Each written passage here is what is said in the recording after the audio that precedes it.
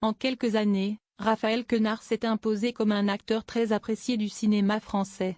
En 2023, il a ainsi été nommé au César 2024 pour ses rôles dans Yannick de Quentin Dupieux et Chien de la casse de Jean-Baptiste Durand.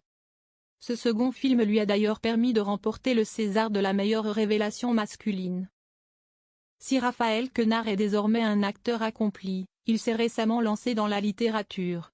Le mercredi 14 mai, il a dévoilé son premier roman, intitulé Clamsé à Tataouine, édition Flammarion.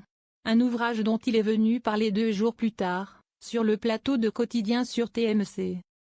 Au cours de l'émission, Liane Barthès a proposé à Raphaël Quenard de faire un questionnaire de Proust. « Votre mot préféré ?» lui a-t-il d'abord demandé. Face à lui, l'acteur a alors souhaité savoir s'il pouvait développer un peu. Après le feu vert de l'animateur, il a révélé qu'il s'agissait du mot impeccable. Pour étayer ses propos, Raphaël Quenard s'est ensuite lancé dans une longue explication. On m'a expliqué pourquoi, sur la base de ce mot, la langue française était la plus riche du monde.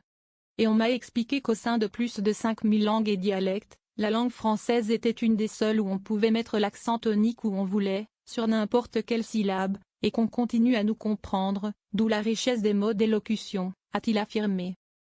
Après son explication, Raphaël Quenard est passé à la pratique en prononçant le mot impeccable de plusieurs manières.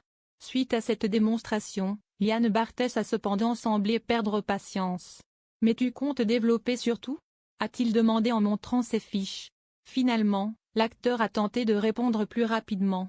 Il n'a cependant pas pu s'empêcher de faire la promotion du documentaire I Love Pérou, en assurant qu'il souhaiterait se réincarner en Condor. Après une remarque de l'animateur à ce sujet, il s'est d'ailleurs défendu. « Tu me donnes une fenêtre, tu ne croyais pas que je n'allais pas m'engouffrer, Yann ?» a-t-il demandé avec humour. Un moment qui n'est pas passé inaperçu.